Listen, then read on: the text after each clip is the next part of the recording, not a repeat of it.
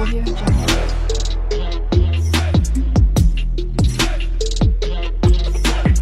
Audio Jungle.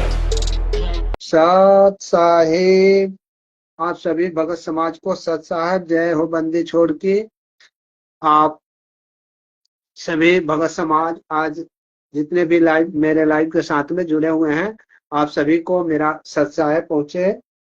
और आप सभी कैसे हैं? परमात्मा दया करें आप लोगों पर, और जो परमात्मा की हर वक्त दया आप पर बनी रहे।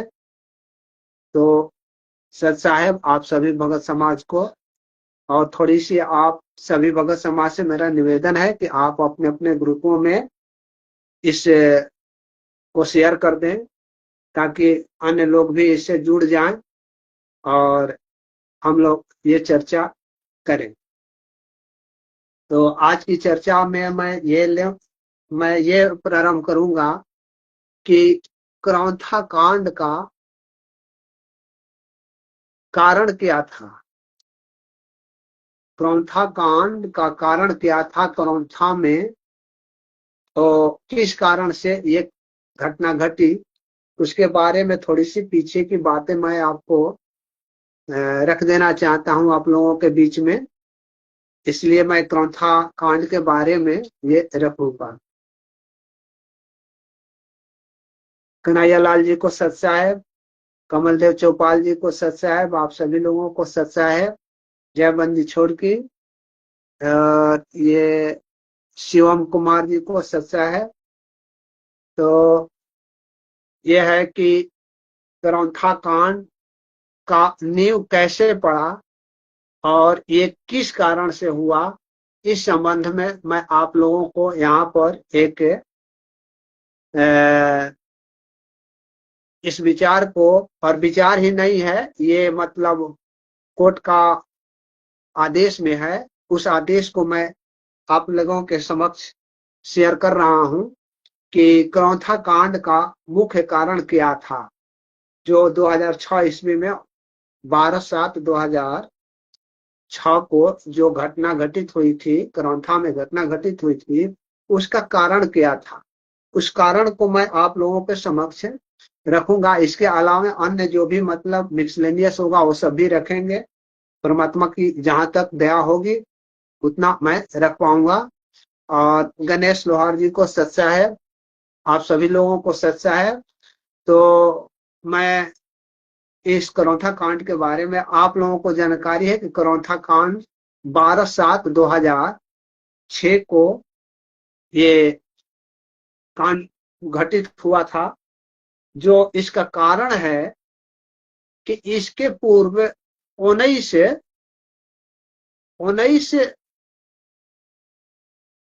जून 2006 को छुड़ानी में ये घटना घटी हुई थी।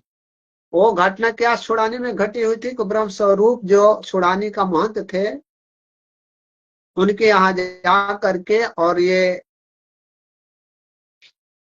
जो संत रामपाल जी महाराज के शिष्य लोग थे, जिनको मौजी शिष्य कहा जाएगा, जिन्होंने अपना सतलोक आश्रम का प्रबंधन अपने हाथों में ले लिए हुए थे, तो ये लोग मौजी शिष्य उसे हम कह रहे हैं जो अपनी मनमौजी कार्य करते थे। गुरु जी के ज्ञानों से लेना देना इन लोगों को कुछ नहीं था। गुरु जी बार बार मना करते रहे, लेकिन इन लोगों ने छुड़ाने में जाकर के अपनी घटनाएं घटित की। और उस घटना में 19/7 की यह घटना है।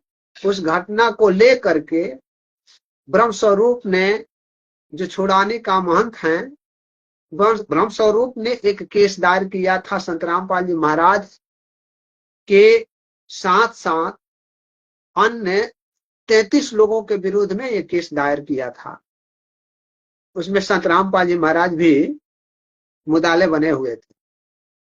अब जरा सोचिए, इन लोगों के कर्मात से संत रामपाल जी महाराज तो इससे कोई भी लेना देना नहीं था, लेकिन इन लोगों ने संत रामपाल जी महाराज के ज्ञानों को न समझ करके, उनके बताए मार्ग को न अपना करके, ये लोग अपनी शान शौकत मान मर्यादा को दिखाने वगैरह करने के लिए और लोगों को डराव धमकाव या किसी भी प्रकार से दबाव बनाने के लिए ये कार्य करते चले आए। झगड़ा झंझट हो, मारपीट हो, गोली बंदूक हो, सारे ये कार्य करते थे। तो ये उस घटना को लेकर के जब ये हुआ तो संत रामपाल जी महाराज को जो 33 लोगों में से 5-6 अरेस्ट पुलिस ने कर लिया था। और जब पुलिस ने कर लिया था तो ये लोग क्रौंथा आश्रम के, जो क्रौंथा आश्रम है, आश्रम के ठीक सामने रोड जो Rohtak to Jhajjar main road है, हाईवे जो है, उस पर ये लोग आवागमन को अवरुद्ध कर दिए हुए थे। आवागमन करीब 2-3 दिन से ये अवरुद्ध हो रहा था और हुए था। तो इसमें अनिल राज जी को सत्ता है, गौरव पाटिल जी को सत्ता है, सतीश भगत जी को सत्ता है, मदन लाल जी को सत्ता है, आप सभी लोगों को सत्ता है, गणेश लोहार जी को सत्ता है, आप सभी भक्त समाज को मेरा सत साहब, जिनका नाम मतलब नहीं दिखाई दिया और निकल गए, उनका मेरा सारा सब लोगों को सत्साय पहुंचे। तो इस तरीका से वो रोहतक और जज्जर जो हाईवे था, उस हाईवे को इन लोगों ने क्रौंथा आश्रम के सामने रोड पर गमन को अवरुद्ध कर लाठी बांस वगैरह के पथ वहां रोड़ा वगैरह लगा करके और इनको रोक दिए हुए। 2-3 दिन बीतने के बाद में वहां की अव्यवस्था हो गई। बहुत से मतलब वो गाड़ी वगैरह जो चलने वाले थे वो अवरुद्ध हो गए और जाम हो गया। तो वहां पर गांव का डिजिटल गांव के लोग मीटिंग किए, अपना जो गांव होता है उसमें मीटिंग किए कि ऐसे अब वो हाईवे का चाहिए किया जाएगा। तो सारे आवागमन जो है वो अवरुद्ध हो रहा है, लोगों को क्षोभ उत्पन्न हो रही है, लोग आने जाने में कठिनाई महसूस कर रहे हैं। इसलिए उन लोगों ने कहा कि चलिए हम लोग वहां पर प्रार्थना करते हैं। और उन लोगों ने पुलिस को सूचना भी दिया, पुलिस भी वहां आ गई थी। पुलिस आने के बाद में वो गांव वाले वगैरह सब लोग आए हुए थे और पुलिस को देखते ही ये लोग मतलब संत रामपाल जी महाराज के जो मौजी शिष्य थे, वे लोग रोड से उठ करके और क्रौंथा आश्रम के छत पर जा करके वहां से ढेला ढुकर ईंट पत्थर वगैरह फेंकने लगे। फेंकने के बाद में ये पुलिस ने बार बार माना किया कि आप लोग ऐसा नहीं करें और शांति व्यवस्था बनाए रखें, आवागमन को अवरुद्ध नहीं करें। लेकिन ये लोग नहीं माने और वहां जाकर के पत्थरबाजी वगैरह करने लगे। बहुत से ये गाड़ी घोड़ा जो वहां पर खड़ी थी उस सब का शीशा उषा भी फोड़ फाड़ हो गई थी। तो इसी में पत्थरबाजी वगैरह में ये जो पुलिस प्रशासन थी, पुलिस प्रशासन ने मतलब भीड़ हटाने के लिए फायरिंग की। फायरिंग करने के बाद में भीड़ इधर उधर नहीं हुआ बल्कि और भीड़ बढ़ते गया। लाठी डंडा पत्थर वगैरह जो जिसको भी ला उस तरीका से अपना ये करते गए। उसी में ये क्रौंथा कांड में जब पुलिस के गोली से कहा जाता है, पुलिस के गोली से, लेकिन ये संत रामपाल जी महाराज को डायरेक्ट बताया जा रहा है कि उन्होंने राइफल की गोली से गोली चलाई तो वे गोली एक सोनू नाम के लड़के को लगी और सोनू नाम का लड़का जो है वहीं पर स्पॉट डेथ कर गए। बहुत से घायल भी हुए थे भगतगण वगैरह, चाहे जो भी गांव वाले वगैरह थे, पुलिस प्रशासन एगो दूगो और भी मतलब ये लोग ये हुए थे। लेकिन मृत्यु एक की जो सोनू की हुई थी। तो ये कारण है क्रौंथा कांड का। क्रौंथा कांड का कारण इतना था कि ये लोग छुड़ानी कांड को करने के बाद में पुलिस ने जो नाम दिए गए थे उसमें से 5, 6, 7 संत रामपाल जी महाराज के जो मौजी से शिष्य थे उनको पुलिस ने अरेस्ट कर लिया था। उसी अरेस्टिंग को लेकर के ये लोग क्रौंथा आश्रम के सामने गेट, ये जो क्या बोलते हैं जज्जर और रोहतक वाला जो मेन हाईवे रोड था उसको ये लोग जाम कर दिए थे। आवागमन अवरुद्ध होने के कारण ये क्रौंथा कांड हुआ। अब इकरौंथा कांड में आप लोग जान रहे हैं कि मतलब वो गुरु जी के विरुद्ध और 37 लोगों के विरुद्ध में ये केस दायर हुआ था 302 में। हालांकि 37 लोगों में से कुछ लोग मर चुके थे और शेष 33 लोग बचे हुए थे। जो आप लोगों ने सुना होगा उसमें महेंद्र जो गुरु जी का भाई है, वो महेंद्र जी भी उसमें अभियुक्त थे, जिन्होंने वो राजस्थान में, क्या नाम तो याद नहीं आ रहा है, कहाँ पकड़ाए हुए थे, राजस्थान में उनको अरेस्ट की गई। तब इस केस में उन्होंने मतलब ये था, बाकी दिन ये फरार थे। तो उस केस में यानी इकरौंथा कांड में तो जजमेंट आ चुकी है बहुत पहले ही, और जजमेंट आने के बाद में इकरौंथा कांड में संत रामपाल जी महाराज को निर्दोष माना गया और उनको बाइज्जत बरी कर दिया गया।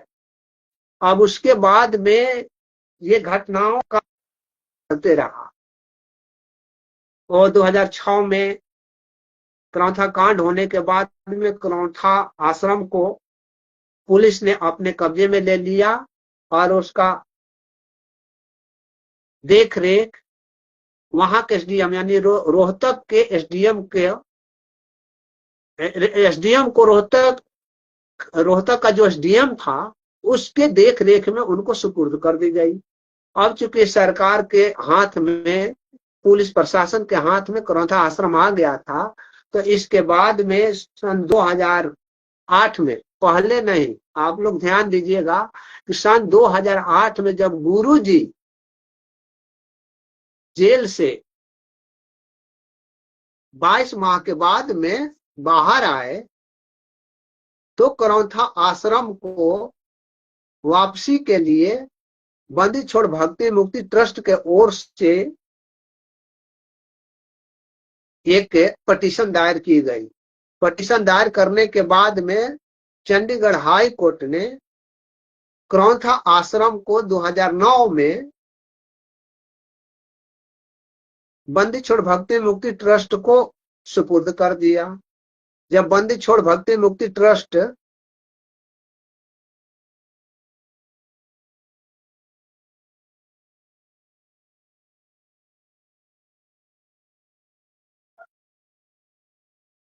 हाँ अनिल राय भगत जी, आपका कथन सही है। ये लोग ऐसा ही कार्य करते हैं और करते रहेंगे और इन लोगों का मतलब वही कार्य करते जाएंगे।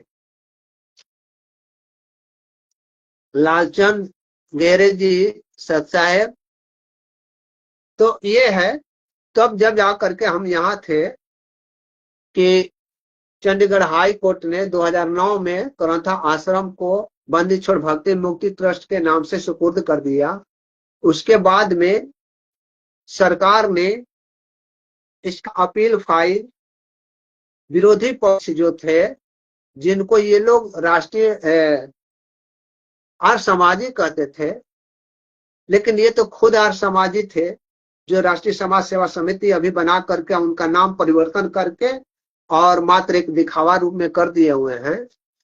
तो ये लोग चंडीगढ़ हाई कोर्ट के आदेश के खिलाफ में वो सुप्रीम कोर्ट चले गए। सुप्रीम कोर्ट में मतलब अंतिम सुनवाई 2013 में हुई और 2013 में सुनवाई होने के बाद न्यायालय ने बंदी छोड़ भक्ति मुक्ति ट्रस्ट के इस आश्रम को सुपुर्द करने का आदेश दिया। तो उसी पर सुपुर्द करने के बाद में ये फिर भी वहां मतलब नहीं माने। उस समय तो मतलब कुछ असामाजिक तत्व के लोग जो थे वो इस तरीका से ऐसी घटना कारित करने के लिए तत्पर रहते थे। उसके लिए ये मैनेजमेंट वगैरह दोनों तरफ से थे। उन आर्य समाजियों में दो तरीके के लोग थे, एक जो थे जो सामने से वार करते थे और दूसरा जो थे गुरु जी के साथ में रह करके और घून की तरह गुरु जी को चाटते थे, यानी गुरु जी को खोखला करते थे। ये इस प्रकार से दोनों लोग मतलब ये काज कर रहे थे। और अब जो है उसी आर्य समाज सेवा समिति का जो आर्य समाजी थे वह राष्ट्रीय समाज सेवा समिति में परिवर्तित कर लिए और राष्ट्रीय समाज सेवा समिति में परिवर्तित करने के बाद में वे उसी का ये लोग मैनेजमेंट रूप धारण करा लिए। मैनेजमेंट का कार्य वही लोग देखते हैं और वही लोग कार्य करते हैं। और कुछ दिन पहले गुरु जी ने जब अरेस्ट होकर के करौथा करें बरवाला घटना का मतलब घटित होने के बाद में अरेस्ट हुए थे और जेल गए हुए थे, और उसके बाद में कुछ दिनों के बाद यानी 5-6 माह के बाद में जब सारी बातें जानकारी आई गुरु जी का बयान से कि राष्ट्रीय समाज सेवा समिति तो 2 दिन के बाद ही दिए हुए थे, लेकिन भक्तों के बीच में ये बातें आते आते 2-4-5 माह बीत गए हुए थे, यानी 15 साल आ गए हुए थे। तो ये राष्ट्रीय समाज सेवा समिति का जो बयान गुरु जी की तरफ से आया,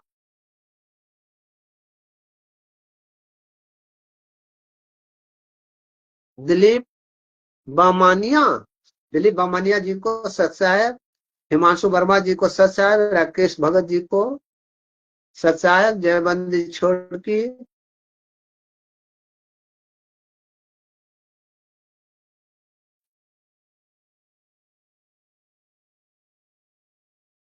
हाँ ये इस तरीका से ये राष्ट्रीय समाज सेवा समिति की जो गुरु जी ने बयान दिया उसके बाद में भक्तों के बीच आया कि राष्ट्रीय समाज सेवा समिति की नहीं है। तो यही मैनेजमेंट वालों ने ये उस समय यानी लगभग 15 और 16 की बात है कि इन लोगों ने ऐसा लोगों के बीच में यानी भक्तों के बीच में ये बातें फैलाया कि गुरु जी ने राष्ट्रीय समाज सेवा समिति को कैंसिल कर दिया, और ये मतलब केवल कहावे में मतलब आया, लेकिन वास्तविक रूप से राष्ट्रीय समाज सेवा समिति को ये किसी भी प्रकार का कोई भी कैंसिल नहीं किए हुए थे, राष्ट्रीय समाज सेवा समिति को खत्म नहीं किए हुए थे और ये चल रहे थे। किंतु भक्तों के बीच में चूंकि उससे भगत जब जानकारी हुई तो भगत मैनेजमेंट के साथ में न लग करके और इसका आवाज बुलंद करने लगे थे, इसलिए इन लोगों ने राष्ट्रीय समाज सेवा समिति जो अभी प्रबंधक का नाम दे रही है, वे सब उस समय वे यहां तक से भी कह दिए कि राष्ट्रीय समाज सेवा समिति को गुरु जी ने भंग कर दिया है, यानी खत्म कर दिया है। जबकि गुरु जी का था ही नहीं तो भंग कैसे करेंगे? और राष्ट्रीय समाज सेवा समिति भंग करने का मतलब था इन लोगों का, मैनेजमेंट वालों का मतलब था कि गुरु जी जो राष्ट्रीय समाज सेवा समिति अपने नहीं होने की बात कहें उसको ये लोग मतलब इनका कहना था उन्हीं की भाई, इसलिए उन्होंने बोला ये भाव मतलब बनिए उनमें अपनी विश्वास बनाए रखने के लिए ये ऐसा यहाँ पर कर दिए। लेकिन आप लोगों ने देखा होगा कि कुछ दिनों के बाद में जब ये बात आ गई, कुछ पटना के भी लोग थे हमसे कहने लगे कि भाई राष्ट्रीय समाज सेवा समिति को तो गुरु जी ने भंग कर दिया है।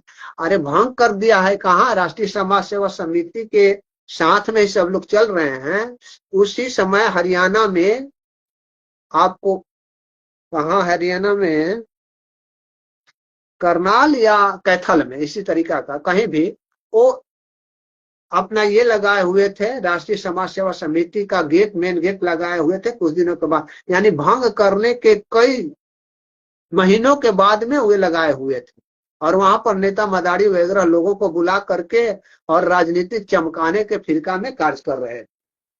तो वे भंग तो चूंकि रजिस्टर्ड तो है नहीं, राष्ट्रीय सेवा समिति जो है वो कोई रजिस्टर्ड नहीं है, ये लोग तो एक पंचायत के रूप में बना करके और उसी के आड़ में संत रामपाल जी का नाम लेकर के और राष्ट्रीय समाज सेवा समिति का जो एजेंडा है उसी को फुलअप कर रहा है। ये इन लोगों का कार्य था। तो राष्ट्रीय समाज सेवा समिति को भंग करने का कोई कारण नहीं उत्पन्न होता है गुरु जी का। गुरु जी ने तो साफ डायरेक्ट डिनाई कर दिया था कि राष्ट्रीय समाज सेवा समिति मेरी नहीं है, तो उनको भंग करने की कोई मतलब मौका ही नहीं पैदा हुआ। कोई इसके लिए कोई भी उनकी उक्ति में साफ डायरेक्ट था कि राष्ट्रीय समाज सेवा समिति मेरी नहीं है, तो भंग करने का अधिकारी तो वो है नहीं, तो भंग क्या करेंगे। लेकिन ये भगत गण को मूर्ख बनाने के लिए, अपने साथ बने रहने के लिए, अपने साथ सटे रहने के लिए है, ये मतलब ऐसा उस समय आबो हवा अपना बनाए हुए है। लेकिन फिर भी ये अपना कार्य, जो समिति का ईगो था, उनका ईगो क्या है, जैसे राष्ट्रीय स्वयं सेवक संघ जो है जैसे कार्य करता है कि वे खुद को सामने नहीं आता है, लेकिन वे राजनीतिक में महत्वपूर्ण हाथ निभा रहा है। उसी तरह से राष्ट्रीय समाज सेवा समिति, उसमें RSS है, इसमें RSSS हो गया, लेकिन कार्य तो वही कर रहा है जो राष्ट्रीय, जो वे RSS संघ करती थी, वही कार्य ये कर रहा है। वही मतलब राजनीतिक सपोर्ट कर रहा है, ये लोग वहीं भी राजनीतिक सपोर्ट कर रहे हैं। राजनीतिक अपना जो चमकाने वाली बात है हर समय कर रहे हैं। आप लोग देखिए रहे हैं, गुरु जी का बेटा जो वीरेंद्र जो है, वह वीरेंद्र लोगों के बीच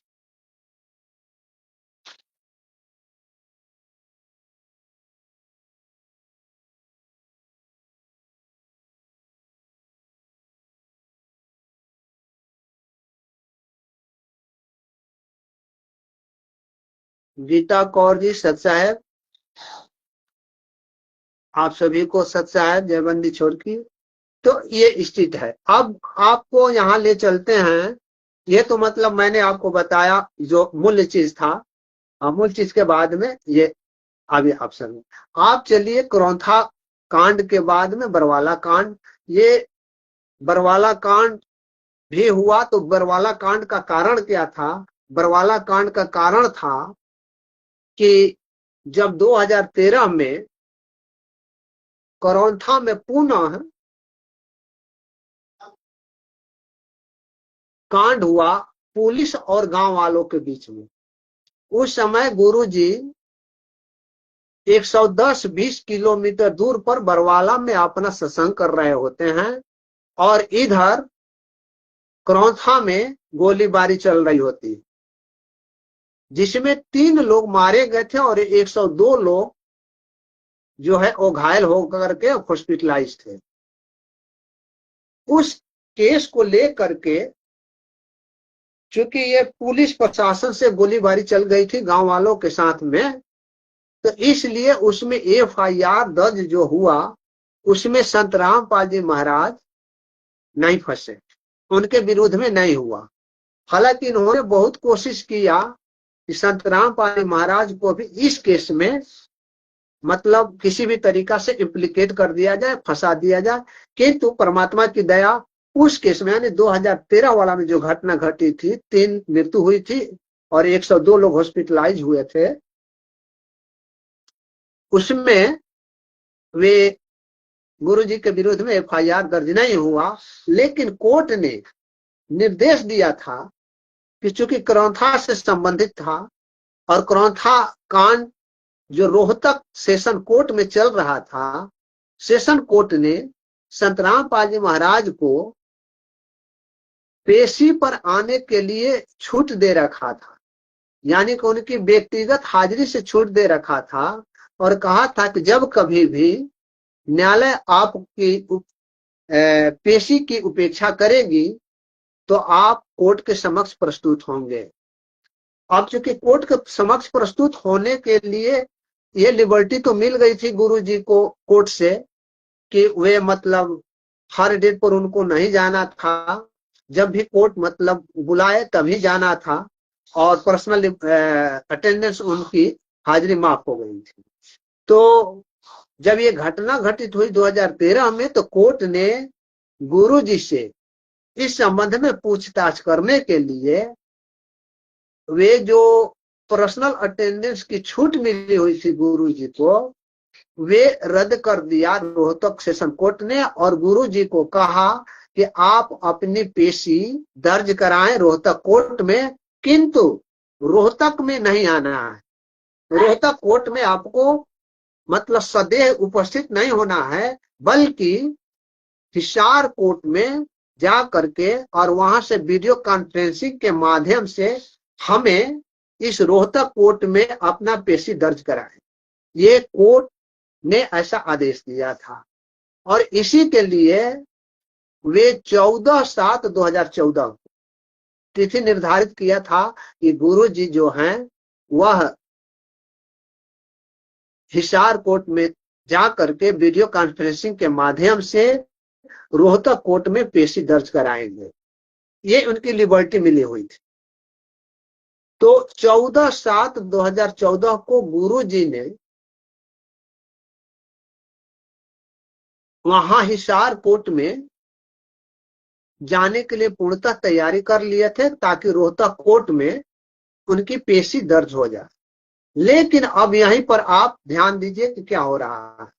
लेकिन वहीं राष्ट्रीय समाज सेवा समिति के ये कान में भनक लग गई कि गुरु जी 14/7/2014 को हिसार कोर्ट में वीडियो कॉन्फ्रेंसिंग के माध्यम से रोहतक कोर्ट में पेशी दर्ज कराने के लिए जाएंगे। तो ये लोग क्या कर दिया, पूरे भारत ही नहीं विश्व के लोगों को, चाहे नेपाल हो चाहे कहीं भी हो, जहां जहां भी इनके अनुयायी थे, उन लोगों पर राष्ट्रीय समाज सेवा समिति ने रातों रात हिसार पहुंचने के लिए, पहले को रोहतक पहुंचने के लिए कहा, उसके बाद में रातों रात हिसार पहुंचने के लिए मतलब वो जाम लगवा दिया। और वे हिसार में रातों रात पूरे हिसार को, और काले कमांडो के साथ में, जो ये लोग तो काले कमांडो बना चुके थे, हमने पहले भी, और चाहे इस किताब में जो ज्ञान अमृत एवं षड्यंत्र का 20 नामक पुस्तक है, इस किताब में भी हमने इस बात को वर्णन कर रखा है, लिख रखा है कि पूरे कैंपस ही नहीं, पूरे हिसार को वे अपने कब्जे में ले लिए हुए थे। और काले कमांडो तो बहुत पूर्व में ही बन गए हुए थे, क्योंकि 10 में इन लोगों ने राष्ट्रीय समाज सेवा समिति का गठन किया। 13 तक ये पूर्णतः चारों तरफ फैल गए हुए थे, देश विदेश से लेकर के पूरे भारत में काले कमांडो कोऑर्डिनेटर वगैरह बना करके, और पूर्णतः मतलब ये कंप्लीट कर लिए हुए थे, अपने आप को मजबूती कर लिए हुए थे। ये लोग क्या किए कि काले को के जरिए पूरे हिसार को मतलब ये कर लिए रातों रात। सारा रात पूरे हिसार का जो वो रोड वगैरह था, वे सब जाम पड़ी हुई थी। और यहाँ पर भगतगण भी जो गए हुए थे, वो भी मतलब कुछ तो भगतगण को सुनने में आया, वो भगतगण जान ही नहीं रहे थे कि कहाँ चलना है, क्या करना है, कैसे क्या करना है, यहाँ क्यों हम लोग उपस्थित हुए। वे मतलब बहुत से भगतगणों को मतलब ये जानकारी नहीं थी, केवल जयकारा लगा रहे थे। जयकारा क्या लगा रहे थे? संत रामपाल जी महाराज की जय हो, संत रामपाल जी महाराज की जय हो, है। तो ये जयकारा लगा रहे थे, और जयकारा लगाते लगाते पूरे हिसार को वो मतलब छेक लिए हुए थे। सुबह जब हुई, जिस कोर्ट में संत रामपाल जी महाराज को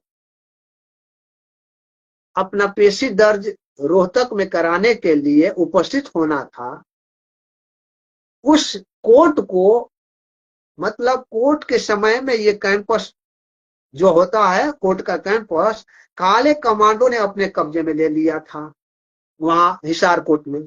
और जब काले कमांडो उस कब्जे में ले लिए हुए थे, और हिसार कोर्ट में जो भी अधिवक्ता इंटर होता था, तो इंटर होने के पहले ये काले कमांडो, देखिए, अनऑथराइज्ड पर्सन, यानी काले कमांडो ने ऑथराइज व्यक्ति एडवोकेट का पहचान पत्र बिना देखे इंटर नहीं होने देते थे। उनको अपने ही घर में इन लोगों ने रोक रखा था। उसमें काले कमांडो और अधिवक्ता के बीच में झड़प भी हुई थी। झड़प होने के बाद में ये लोग, चूंकि काले कमांडो वगैरह और जितने भी अनुयायी वगैरह थे, तो जितने भी अनुयायी लोग थे, वे सभी लोग कमला दासी को सत साहेब, भिवानी जी को सत साहेब, राजकुमार मिश्रा जी को सत साहेब, आप सभी लोगों को मेरा सत साहेब।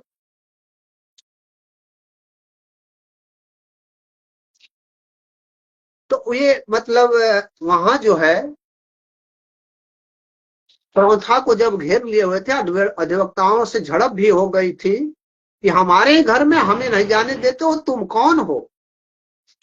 ना आपका मतलब कोई अथोराइजेशन लेटर था, ना सरकार की तरफ से तुम अपॉइंटमेंट थे। ये सब लोग क्या हो गया दिन भर में, और रातों रात मतलब ये क्या कर लिए। और दिन में जब हुई तो सारे कोर्ट कैंपस को घेर लिए। इस बात को लेकर के जब झड़प हुई तो बार एसोसिएशन हिसार में बेंच यानी हिसार बेंच से मिल करके एक आपातकालीन बैठक की है। और बैठक ये 14/7/2014 की बातें आपको बता रहा हूं, आप ध्यान दीजिए। 14/7/2014 को ये आपातकालीन वहां बैठक हुई। और बैठक में कालोर कालोराम सानू जी सच्चा है।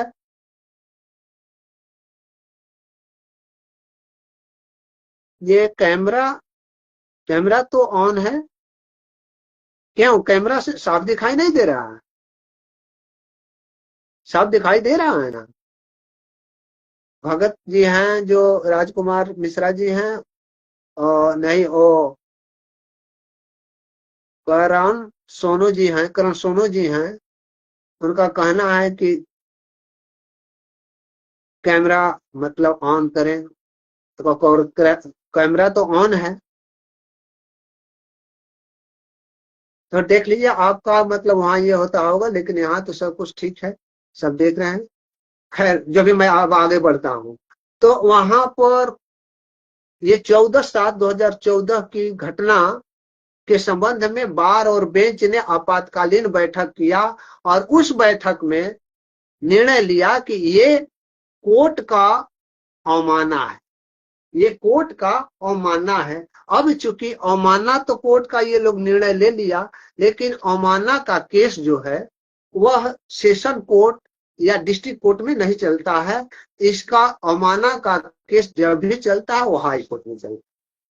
तो ये हाई कोर्ट में इन लोगों ने वहां से यानी बार और बेंच दोनों मिल करके और हाई कोर्ट में फैक्स से हाई कोर्ट को ये भेज दिया यहाँ की घटना के संबंध में।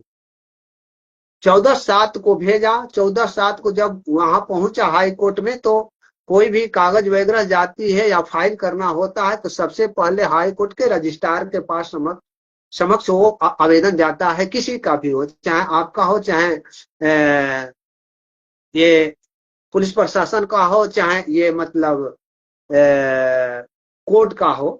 ये सारे जो भी आवेदन होते हैं वो रजिस्ट्रार के पास जाता है और रजिस्ट्रार उसको तिथि नियत करता है। तो रजिस्ट्रार के पास जब गया, वीरेंद्र महतो जी को सत साहेब, आप वीरेंद्र महतो जी,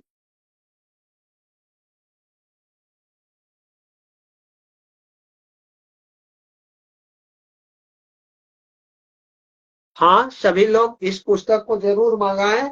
इस पुस्तक को मंगाने से और चर्चा करने से सारी बातें आपको ध्यान में आ जाएगी, ये अवश्य मंगाएं। तो ये मैं वहां था कि रजिस्ट्रार के पास में वो कागज पहुंची। रजिस्ट्रार ने वे कागज 21/7/2014 को, याद रखिए 14/7/2014 की हिसार कोर्ट में ये घटना घटी हुई थी। और एक सप्ताह के बाद 21 तारीख को 21/7/2014 को रजिस्ट्रार के द्वारा उस आवेदन को न्यायिक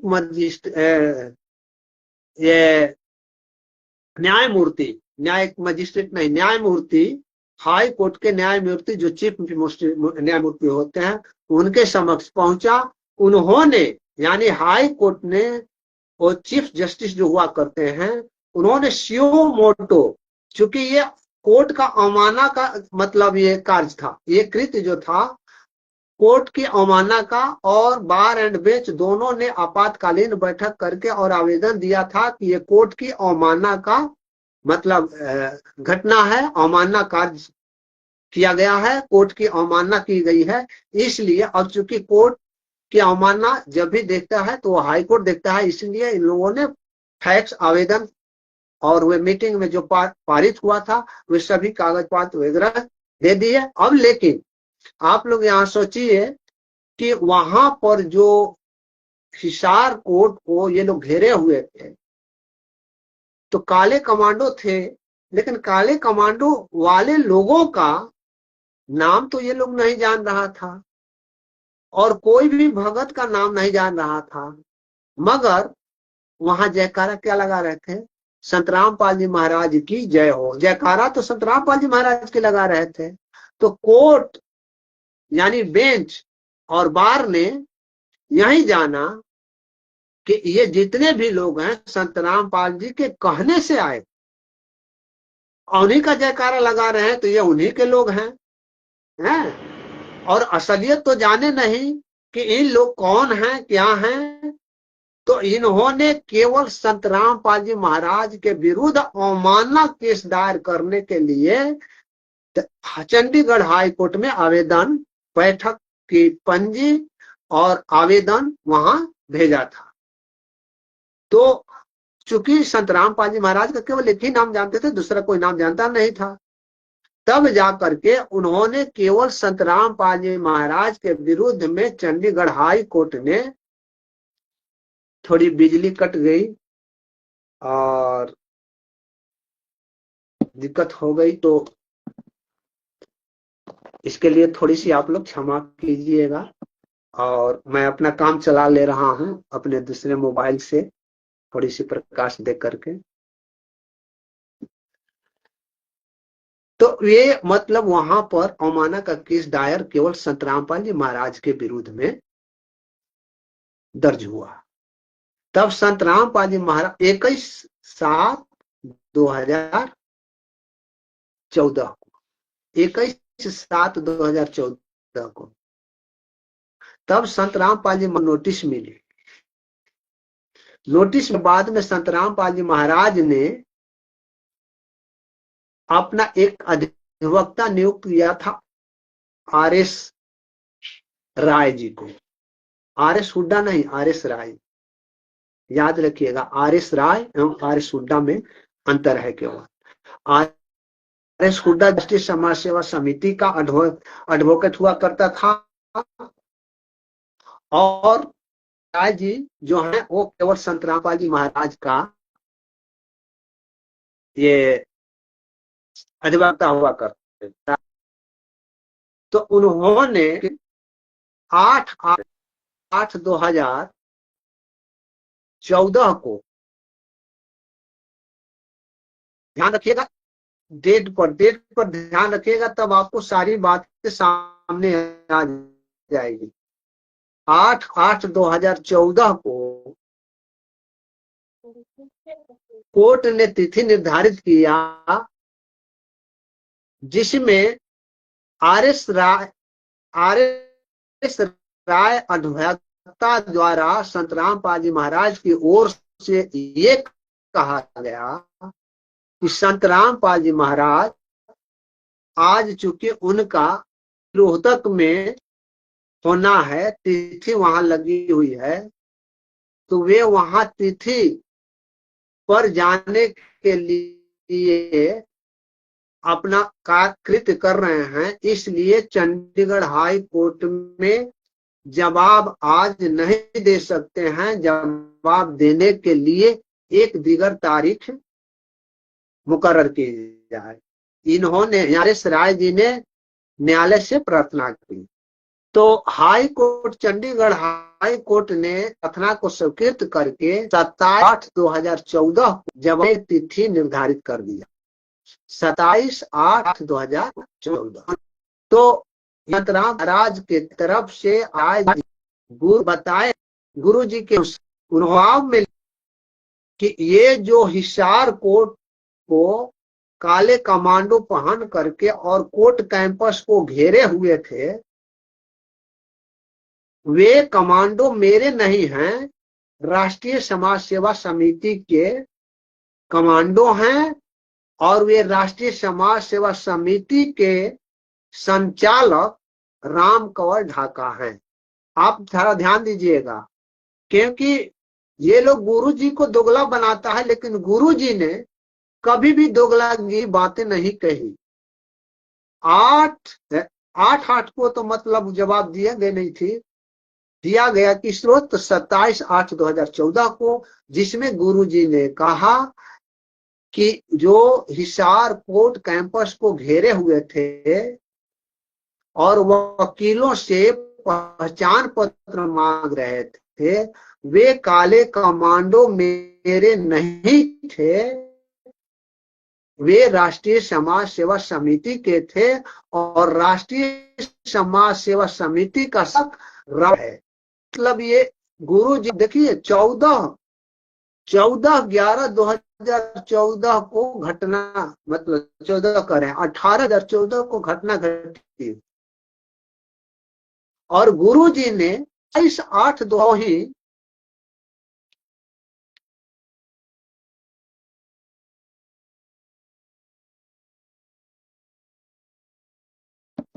27/8/2014 को ही उन्होंने जवाब दे रखा। राष्ट्रीय समाज सेवा समिति जो है वह मेरी नहीं है, वे राष्ट्रीय समाज सेवा समिति राम कंवर ढाका की है और ये काले कमांडो राष्ट्रीय समाज सेवा समिति के हैं। जब वे बातें इतना लिखे, उसके बाद जी ने लिखा कि ये बातें आप यानी न्यायालय से कहे या चंडीगढ़ हाई कहे कि आप राम कंवर ढाका को बुला करके पूछ सकते हैं, यानी राम कंवर ढाका को बुला पूछा जा सकता है। रामपाल जी ने अपने लिखित बयान में दिया है और ये 27/8/2014 देश को आप देखेंगे तो ये साफ पारा नंबर 2 है। वे पारा नंबर में आपको मिल जाएगा कि गुरु जी ने डायरेक्ट लिख रखा था कि राष्ट्रीय समाज सेवा समिति मेरी नहीं है और ये फलाना फलाने हैं और ये कमांडो उनको। उसके बाद में राम कंवर ढाका ने गुरु जी को स्टेटमेंट देने के बाद में हाई कोर्ट ने राम कंवर ढाका के विरुद्ध में नोटिस जारी और जानकारी हो गई कि राष्ट्रीय समाज सेवा समिति अब फंस रही है। उन्होंने आपको 24/9/2014 को तिथि लगी हुई थी, सारे ये राष्ट्रीय समाज समिति ने लोगों के पास भेज दिया कि 24/9/2014 को संत राम महाराज का आदेश है कि हिसार पेशी में सभी भक्तों को वहां पहुंचना है। तो आप सभी लोग वहां यदि गए होंगे तो 24/9 को सेक्टर से तैनात लगी हुई थी, जहां पर लाखों भगत गण वहां पहुंचे हुए थे और ये वहां पर हम लोग भी गए, मैं भी गया था। 24/9/2014 को मैं हिसार सेक्टर, हिसार नहीं, वे चंडीगढ़ सेक्टर 17 में उपस्थित थे। वहां की भीड़ वगैरह और क्या क्या व्यवस्था थी, कैसे कैसे व्यवस्था थी, कौन कौन लोग थे, सारी मैं आंखों के सामने, मतलब ऐसे ऐसा था, ऐसे हो रहा था, सारी मतलब बात। तो वहां आप सभी में से यदि कोई गए होंगे या पुराने भगत देख रहे हैं, वो उनसे पूछ पाछ करेंगे तो सारी बात तो वहां की जानकारी मिलेगी। ये 24/9 की बात, 24/9 पर सारे बुला करके इकट्ठे। लेकिन ये तो कह गुरु जी का पेशी होना है, गुरु जी ने अभी पर वहां पेश होने के लिए आप सभी को बुलाया है। तो ये सारे भक्तों को बुला लिया, को कहा कि गुरु जी की पेशी पर आना है। गुरु जी ने आदेश दिया है, गुरु जी को नहीं आने दिया। गुरु जी को वहां सतलोक आश्रम बरवाला में हाईजैक करके रख लिया, बना करके रख लिया। और बीच में आप लोग ध्यान दिए होंगे, वहां जो चेन्नई कोर्ट में पेशी दर्ज था और उसके लिए सारे भक्तों को सत्र आए हुए था। तो जब कबर से हेलीकॉप्टर वगैरह आती जाती थी तो खिलाते थे, गुरु जी देखो इधर से आ गए। तो वे इन लोगों का और हम का ये भावना को देख करके इस तरीका से मतलब अपने अंदर को लिए हुए थे कि संत रामपाल जी महाराज के बातों को हम लोग नहीं समझ पा रहे। द्वारा लिखे हुए, उनके द्वारा लिखित में दिए हुए जवाबों पर ध्यान कभी नहीं दिए, आज तक नहीं दे रहे हैं।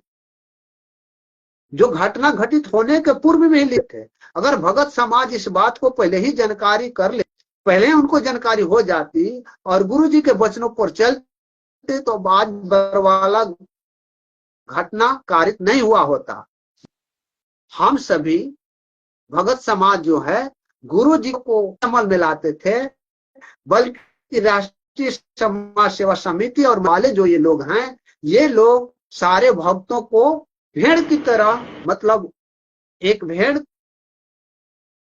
की तरह, जो पीछे से गरणिया जो है, गरेड़िया बोलते हैं उसको, अपने बिहार में कराने वाले को गरेड़िया, तो वे गरेड़िया जो है ना सारे भेड़ों को चराने लगे थे।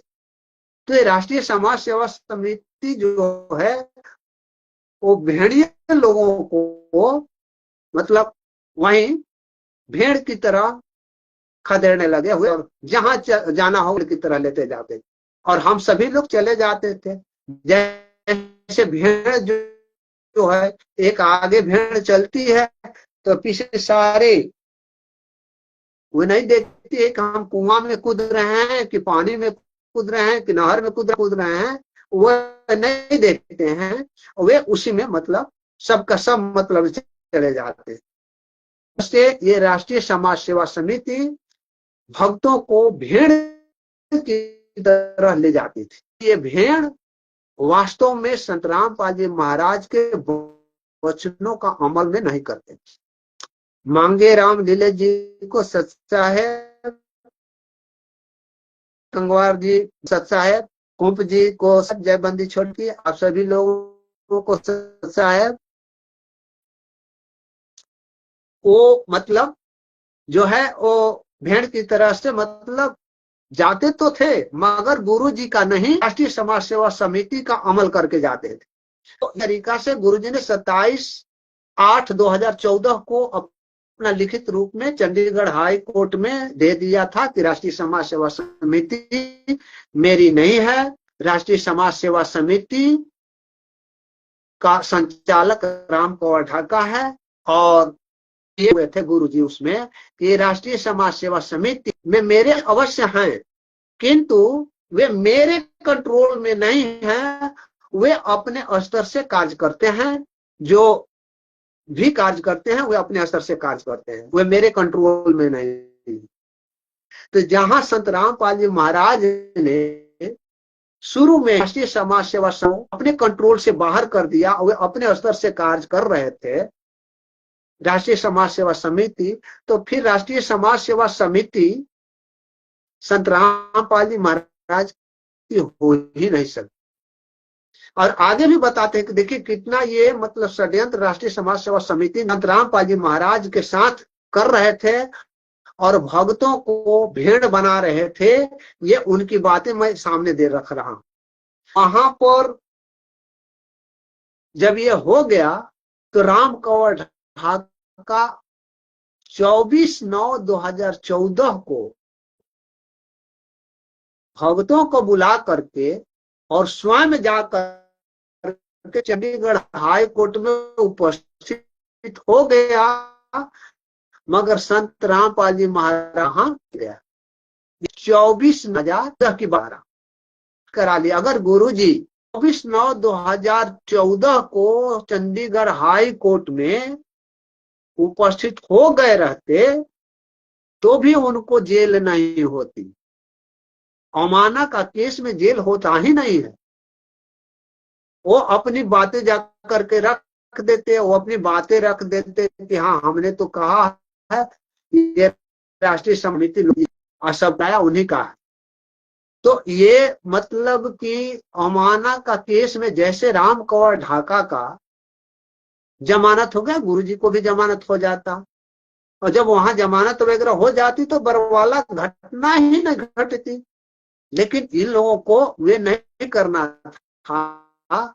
इधर संत रामपाल जी महाराज के नाम पर कि वो हाई कोर्ट में पेशी है, उनका आदेश है, हाई कोर्ट में पेश होने जा रहे हैं, इसलिए आप सभी भगत हाई कोर्ट चंडीगढ़ चले आओ और भीड़ लगा ली। भीड़ लगाने के ये गुरु जी को वहां उपस्थित हो गए। और इसीलिए भगतगण जो भी आकाश में हेलीकॉप्टर वगैरह देखते थे तो यही कहते थे कि गुरुजी आ गए। अरे गुरुजी आ गए कहां से? गुरुजी को तो उधर बंधक बनाए हुए है, आपको भेड़ बना करके उसमें भेड़ बने हुए थे, उसमें हम भी भेड़ बने हुए थे जो वहां पहुंचे हुए थे। वहां पहुंचने के बाद में ये सारी हम स्थिति देखा है। और राम कंवर ढाका जब वहां हाई कोर्ट से आया और क्या उसने बयान दिया, आप सभी लोग बयान देखे होंगे, सुने होंगे कि क्या कह रहा था क्या नहीं कह रहा था। डायरेक्ट था वहां पर वो स्टेज पर जा करके कि हम वहां जाने के बाद में उन्होंने ये कहा कि वो देखिए ना बल्लभ करके क्या था,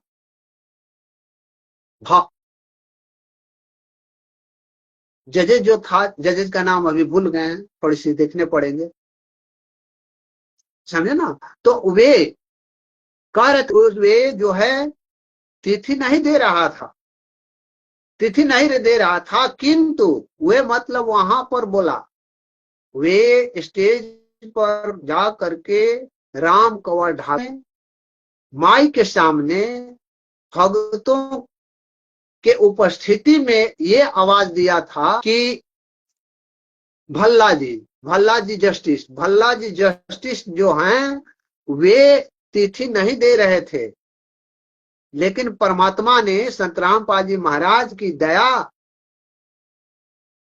कि उन्होंने परमात्मा के ही कलम से तिथि दर्ज करवा दिया।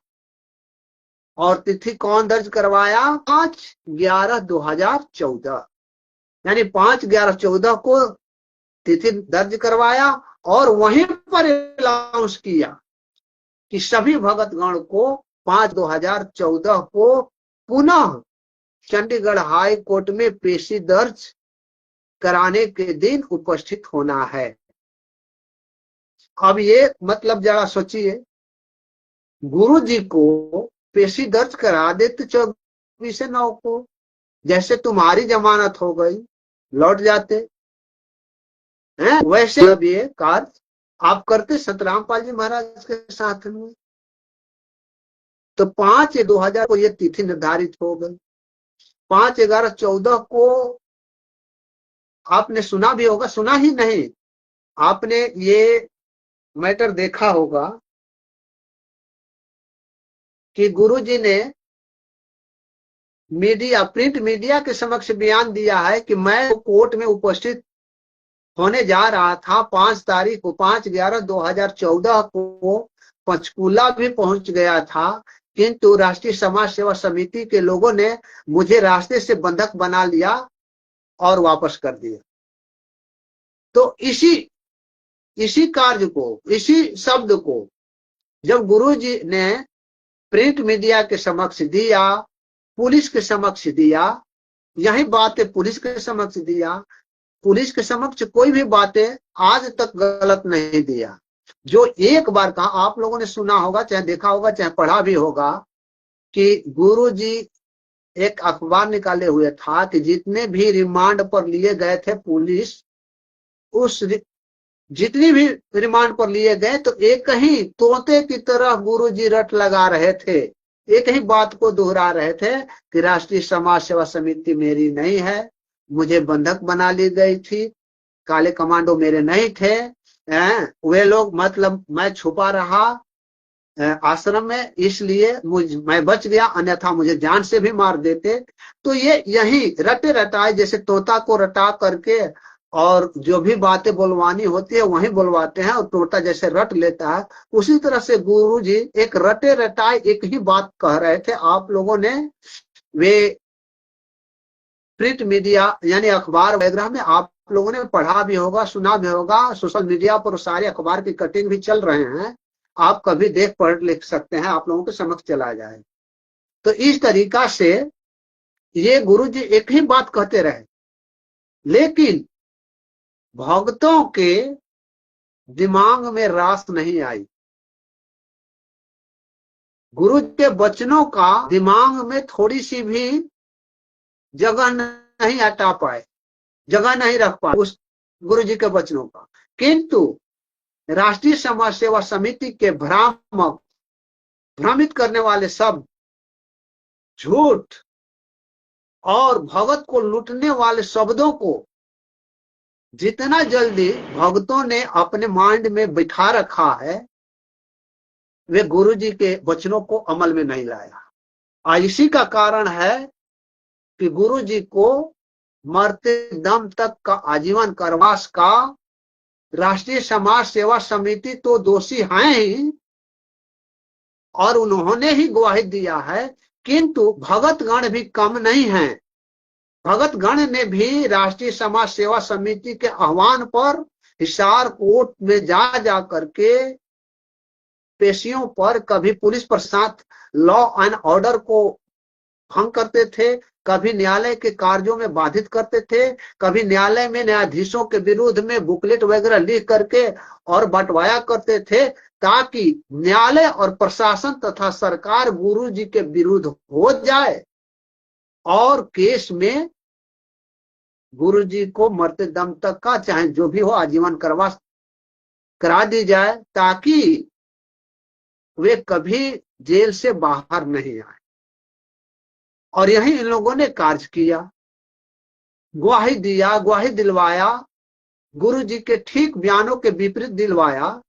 गुरु जी ने कहा कि राष्ट्रीय समाज सेवा समिति मेरी नहीं है, इन लोगों ने कहा राष्ट्रीय समाज सेवा समिति संत रामपाल जी महाराज की देख रेख में गठित की गई है। अरे मूर्ख आदमी, हम मूर्ख ही समझे क्योंकि राष्ट्रीय समाज सेवा समिति वाले खुद हैं कि हम लोगों ने राष्ट्रीय समाज सेवा समिति का गठन 2 ईस्वी में रोहतक मानसरोवर किया था। तो फिर संत रामपाला में सत्संग 2010, तो फिर ये कैसे हो गया? हम ये नहीं सोच पाते हैं, अपना विवेक पाते हैं।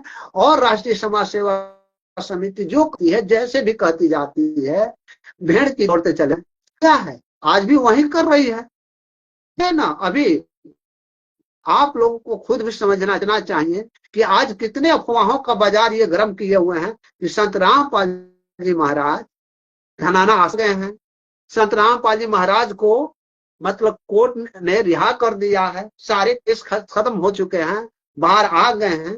अरे मूर्ख भगत गण, कम से कम इतना तो उन लोगों से पूछ सकते हो कि गुरुजी आ गए हैं तो गुरुजी हैं कहाँ?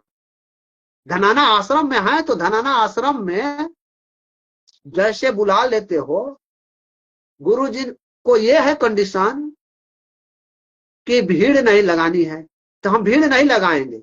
आप ये व्यवस्था कर दो कि 1, 2, 3 या 5 लोगों को हर रोज दर्शन कराई जाएगी, केवल 5 ही आवेंगे, 5 के बाद में भीड़ नहीं लगेगी। तो ये भीड़ नहीं होगा, गुरु जी के विपरीत में नहीं जाएगा। राष्ट्रीय समाज सेवा समिति मैनेजमेंट वालों से मैं ये बात कह रहा हूं, वहां तक ये बात आप लोग शेयर कर दीजिए कि वहां तक पहुंच जाए कि आप केवल इतना कह दो आदेश कि क्योंकि धन तो हर रोज चल रहे हैं, सोजत चाहे कहीं भी हो, धनाना में गुरु जी हैं, तो गुरु जी का मतलब भीड़ का बढ़ाने के लिए उनकी बातों को न्यायालय के कंडीशन रखने, आप केवल यही कह दो कि हर रोज केवल 5 लोग गुरु जी का दर्शन कर लें, तो गुरु जी का दर्शन करने के लिए 5-5 ही व्यक्ति वहां जाएंगे। लेकिन गुरु जी को तुमने कहां छुपा रखा? इसीलिए तो हमने कहा कि कहीं गुरु जी को तुमने हत्या तो नहीं कर दिया, क्योंकि तुझी को न जेल से बाहर निकालना चाहते थे, न गुरु जी को तुम देख लेना चाहते थे, न गुरु जी के सत्संगों से तुम्हें मतलब था राजनीति करना, अपनी शान शौकत लोगों के बीच में रखना, पैसे ऐंठना है, मतलब जो सांसद जैसे भी था उसको बढ़ाने के लिए, और भक्तों का जो मतलब पसीने की कमाई है उसको तो लूट ही रहे हैं, लूटना भी तुम्हारा काम ही रह गया है। और आर्थिक के साथ साथ में आपका ये भक्ति धन भी खत्म करा रहे हैं ये लोग, राष्ट्रीय समाज सेवा समिति या मैनेजमेंट। तो ये इतना भी तो कर सकते हैं कि इसका दर्शन, जब गुरु जी वहां आ गए हैं तो सारी व्यवस्थाएं खत्म कर दो, कंसार रखो, कंडीशन है मतलब बढ़ावा नहीं देना है तो भीड़ आएंगे। हर रोज कह दो कि 5 लोग आकर के उनका दर्शन कर सकते हैं, भीड़ तो बढ़ी नहीं है। ये जब ये है, अब रही बात, ये सरकार का आदेश है कि सरकार जब ऐसा महसूस करती है कि भीड़ का बढ़ावा हो सकता है या वहां का लॉ ऑर्डर जो है वह उल्लंघन हो सकता है, ये सरकार को सुनिश्चित करना, लॉ ऑर्डर जो वह कैसे मेंटेन की जाए, तो सरकार से अनुमति ही ले लो कि हम केवल 10 का या 5 का ही इनसे दर्शन कराएं। भगतगण का ये भावना है, उस भावना को मतलब कुचला नहीं जा सकेगा, क्योंकि आपका कॉन्स्टिट्यूशन संविधान आप ये वैग्रह क्या कहता है, यही कहता है कि सभी को, सभी धर्म का, एक व्यक्ति को किसी भी धर्म को का अधिकार है। उसको अपना धर्म अपनाने से, धर्म मानने से या पूजा पाठ करने से जब संविधान होता है तो आप कौन रोकने वाले हो? ये आपसे अनुमति तो ले सकते हैं कि हम भक्तों को गुरु दर्शन का आदेश दे दो, लॉ एंड ऑर्डर को हम मेंटेन करेंगे, हम उसका उल्लंघन नहीं होने देंगे, किसी भी प्रकार का भीड़ का बढ़ावा नहीं देंगे। भीड़ का बढ़ावा कैसे होती, 10-20 का ले लेंगे तो, और वो धनाना आश्रम में गुरुजी बैठे रहे चुपचाप, सत्संग नहीं करें, उनके दर्शन से, उनके आशीर्वाद से हमारे सारे कुछ हो जाएंगे। आशीर्वाद को तो वे लोग माना नहीं किया है, आशीर्वाद तो दिलवा सकते हैं, 10 का ही 20 का ही तो दिलवा सकते, आशीर्वाद के लिए तो कंडीशन नहीं है, वो किसी को भी आशीर्वाद दे सकते हैं। तो आप इतना भी कर दो, राष्ट्रीय समाज सेवा समिति या मैनेजमेंट वालों जो धनाना के संचालक या प्रबंधक हो, तो आप तो कर सकते हैं कि हर रोज या 15 या 20 से भीड़ का बढ़ावा नहीं होता है, 20 लोगों का दर्शन गुरु जी को कराई जाएगी, ऐसी अनुमति प्राप्त कर लो, अनुमति सब कुछ कर लो। आपका ये धर्मशाला बना हुआ है, आश्रम बना हुआ है, तो धर्मशाला का उपयोग नहीं करो, उसमें भीड़ भाड़ नहीं जुटाओ, तो वहां फिर काहे कहते हो कि धनाना आश्रम में आओ? क्यों आवे? जब वहां गुरु जी हैं और गुरु जी के विरुद्ध में कंडीशन है, तो वहां भीड़ की जरूरत नहीं है, 20 लोगों के इजाजत लेने की जरूरत है। और आप सभी जो हैं वह भगतगण को भी इस बात को आवाज उठानी चाहिए, और ये धनाना आश्रम के संचालकों के समक्ष कि भाई जब धनाना में गुरु जी आ गए हैं, भीड़ का बढ़ावा नहीं देना है, ऐसा है, सत्संग नहीं करना है, नहीं करेंगे, सामाजिक कार्य नहीं, किंतु 20 का या 10 का या 5 का वो भीड़ का बढ़ावा नहीं है। ये सुनिश्चित कर लो कि हर रोज 20, और जो दर्शन वहां से चले जाएंगे, जाएं और आए, दर्शन करें और जाएं, दर्शन करें और जाएं। आप व्यवस्था इतना तो कर सकते हो। और हम भगत गण को भी मांगने चाहिए, लोगों से मांग करनी चाहिए, पूछनी चाहिए, डिमांड करनी चाहिए। भगत जी सभी संचार आपके आश्रम में गुरु जी आ गए हैं तो 10-20 की इजाजत ले लिया करो, सरकार से ले लो। सरकार में तो आप, और राम को ढाका तो ये खुल करके कह रहा था कि सरकार हमारे पक्ष में है, सरकार हमारी बात मानती है, सरकार हमारे पक्ष का कार्य करती है। तो भाई पक्ष का कार्य कर लेगी, वो भीड़ को बढ़ावा नहीं देंगे। बस 20-25 का ही मतलब ये कर लो और दर्शन दिलाते जाओ। 20-25 कर लेंगे, परमात्मा का, अपने गुरुदेव का दर्शन होते भी जाएगा और सभी लोग अच्छी तरह से उनकी दर्शन कर लेंगे, भीड़ भी नहीं रहेगा, कोर्ट के अवमानना भी नहीं होगी, कंडीशन भी भंग नहीं होगा और सभी परमात्मा के आशीर्वाद से सकुशल हो। तो इसमें क्या है, आप ये कार्य क्यों नहीं करते हो? बस शोरगुल हलागुला कर दिया कि गुरुजी आ गए, भीड़ बढ़ाने लगा, अफवाहों का बाजार गर्म करने लगा कि जिसमें जमानत भी नहीं होगी, या ये अफवाह के न्यायालय और सरकार के समक्ष ये स्थिति उत्पन्न हो जाए, इनको छोड़, तब तो मतलब यहाँ कोई भी घटना कारित हो सकती है और इन लोगों द्वारा। तो ये गुरुजी तो नहीं कर पाएंगे, लेकिन मुझे पता है कि भगत गण और राष्ट्रीय समाज सेवा समिति मिल करके बवंडर कर देगी। यही चाह रही है, यही चाह रही कि संत रामपाल जी महाराज निकले नहीं। इसीलिए हम आप सभी को सजग होना पड़ेगा, सोचने पड़ेंगे, सवाल करेंगे। राष्ट्रीय समाज सेवा समिति हो या ये संचालक हो, धनाना आश्रम वाले हो, चाहे भारत के कोई भी हो, उन लोगों से सवाल करने पड़ेंगे कि भाई गुरुजी आ गए हैं, तो गुरुजी आ गए हैं तो क्यों? ऐसा आदेश लो ना। ऐसा आदेश तो न्यायालय भी दे सकता है कि ठीक है, भीड़ तो हो नहीं रही है, 20 का भीड़ कोई भीड़ नहीं होता। जहां लाखों की होती है वहां ना होती है भीड़, जहां 50,000 60,000 1000 में होती है वहां की भीड़ होती है। जहां पर 20 है 25 है, ये कोई मतलब भीड़ नहीं है। तो इस बात को आप परमिशन लो, यदि आ गए हैं तो आज, लेकिन आए तो है नहीं। आप लोगों को तो बस केवल बाजार गर्म करने हैं, बाजार गर्म करके और गुरुजी के विपरीत में कार्य करने हैं, भक्तों को मूर्ख बनाने हैं। और सारे भगतगण मूर्ख बन गए हैं। मुझे इस बात को इसलिए कहना पड़ रहा है कि अनेकों लोगों ने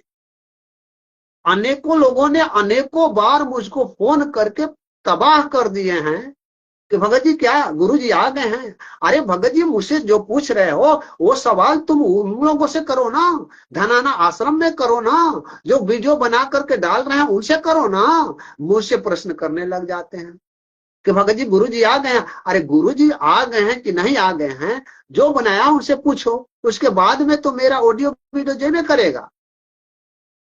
लेकिन आप लोग मुझसे ही पूछ लेते हैं, यानी उसी में हम व्यस्त हो जाते हैं, आगे के कार्यों को नहीं कर पाते हैं। आप लोगों को तो उनसे पूछना चाहिए कि ठीक है गुरुजी आ गए हैं, नहीं आए कोई बात नहीं, आ गए हैं तो अवस्था क्या करके हम लोगों को दर्शन हो। तो आप हमसे पूछ रहे हैं तो हम दर्शन करा पाएंगे? हमको वहां जाने देगा लोग? आप लोग को प्रश्न करना चाहिए ना। पूछेंगे तो वे बताएगा कि नहीं कराएंगे, नहीं क्यों नहीं कराएंगे, क्यों नहीं कराएंगे। क्या दर्शन कराने का वे लोग कहेगा कि भीड़ नहीं बढ़ाना है, तो हम भीड़ कहां बढ़ा रहे हैं? आप आदेश ले लो कि आज भी हर रोज का दर्शन चले जाएंगे। तुम्हारे आश्रम में जाकर के कोई खाने के लिए नहीं जाता है,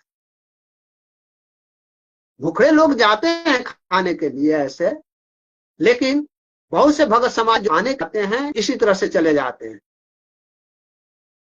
तो आप इतना कर सको कि 20 लोगों का आश्रम में आने की अनुमति है और गुरुजन हो जाए, तब तुमको पता चलेगा और भगतगण को पता चलेगा कि आप कितने सच्चे बोल रहे हो, कितने क्या कर रहे हो। यदि गुरु जी आ गए हैं, नहीं देते हो, तो हम सारे भगतगण आपसे प्रश्न कर रहे हैं कि क्या गुरु जी को तुमने हत्या कर दिया है, क्या मार दिया है? नहीं मारा है तो ये कार्य करो। हमारे गुरु जी भी हैं, हमारे जो गुरु हैं वह सतलोक जाने वाली जो भी मतलब स्थिति बताते हैं वो हम लोगों को भी बताते हैं। तो हमारा भी कर्म धर्म है कि हम गुरु जी का दर्शन करें, कैसे हैं कैसे नहीं हम उनकी सेवा करें। लेकिन तुम लोग अगर तुम्हारे यहाँ आ गए हैं, अगर आश्रम में आ गए हैं, तो इसकी व्यवस्था क्यों नहीं करते हो कि सारे भगतगण 20-20 करके 10-10 करके हर रोज जा करके दर्शन करें और अपना कृतज्ञ हो। तो ये आपको करनी है, भगत समाज को इसी पर आवाज उठानी है कि भाई धनाना आश्रम में आ गए हैं तो दर्शन के लिए ऊपर व्यवस्था करो। हमें दर्शन करने हैं तो दर्शन के लिए आप ही व्यवस्था करोगे ने कि बक्सा में मतलब कोई वस्तु तो नहीं है गुरु जी कि बक्से में रह करके ये करो। आश्रम में आ गए तो व्यवस्था ऐसी होनी चाहिए, कोर्ट से, सरकार से या न्यायालय से, जहां कहीं से भी हो, वो अनुमति प्राप्त हो जाएगा कि हम भीड़ को बढ़ावा नहीं दे रहे हैं, भीड़ की कमी के कारण। लेकिन आप लोगों को तो आश्रम में भीड़ बढ़ाना है, इसलिए आवाज उठा रहे हैं कि गुरु जी आश्रम में आ गए हैं लेकिन व्यवस्था नहीं कर रहे हैं दर्शन दिलवाने के लिए। तो हम भक्तों को इस बात को लेकर के और करने चाहिए, आवाज भी उठाने चाहिए कि भाई संत रामपाल जी महाराज का आश्रम में आ गए हैं तो उनका दर्शन भक्तों से एक टुकड़ी बना बना करके पर रोज हर रोज व्यवस्था कर दी जाए, करवा दी जाए। गुरु जी का दर्शन होते जाएगा, भगतगण कृतज्ञ होते जाएंगे, धनी होते जाएंगे। लेकिन ये हमें तो पूर्ण विश्वास है कि ये ऐसा कार्य नहीं करेंगे। क्यों? क्योंकि गुरु जी आ जाएंगे तो ये लोग भीड़ बढ़ाएंगे और गुरु जी फिर अंदर जाएंगे। ये मतलब ऐसी सोच। अगर व्यवस्था करने वाले होते तो खुद का ये मतलब कर लेते। हमने रास्ता भी बता दिया, कोई भी भगतगण 20 से ज्यादा नहीं जाएगा। आप स्टेट वाइज भी कर लीजिए 20 का, कि आज बिहार का, कल यूपी का 20, कल फलान। वैसे भी तुम्हारे 30 दिन होते हैं, 30 दिन में 30 दिन 600 आदमी 600 आदमी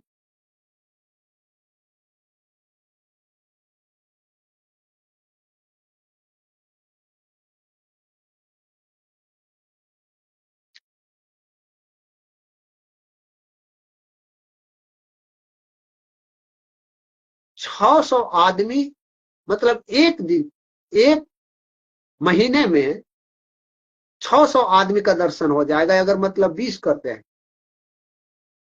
नहीं 600 में नहीं होगा, बहुत से हो जाएंगे, यानी 6000 के लगभग हो जाएंगे। एक महीने में अगर मान लीजिए कि 30 से एक दिन में 20 तो 30 दूनी 600, यानी एक महीने में 600 लोगों की हो जाती है। 20 करते हैं, 20 करते हैं तो 600 आदमी का दर्शन हो जाए। इसी तरह से रोज महीने में जाते जाएं, 20-20 जाते जाएं, 25-25 जाते जाएं तो सबका दर्शन हो जाएगा। आप ये व्यवस्था करो। और दूसरी बात, आप सभी भगत समाज इसके पुरोहित पंडित जी को, सत साहेब, राजकुमार मिश्रा जी को सत साहेब, हरी थंवर चंद जी को सत साहेब, आप सभी लोगों को सत साहेब। तो ये व्यवस्था करो ना, भगत समाज को ये कार्य करनी चाहिए, ये प्रश्न करनी चाहिए, सवाल करनी चाहिए। उल्टे उनसे सवाल ना करके सवाल करने लग जाते हैं, प्रश्न पूछने लग जाते हैं कि क्या भगत जी गुरु जी आ गए आश्रम में। अरे हम भाई आश्रम में बैठे हुए हैं, हम तो बिहार में अपने घर बैठे हुए हैं।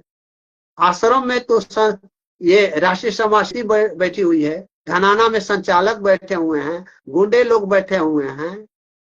उन लोगों से तो पूछना चाहिए कि गुरुजी आ गए तो आप व्यवस्था करो कि दर्शन हो जाए। तो आप लोग हम ही से पूछने लग जाते हैं। वे सवाल करना जानिए, सवाल करना यदि प्रारंभ कर देंगे तो राष्ट्रीय समाज सेवा की हर हेकड़ी बंद होती जाएगी। इसीलिए आप सभी से मैं अंतिम बार भी प्रार्थना करके कहूंगा कि आप सभी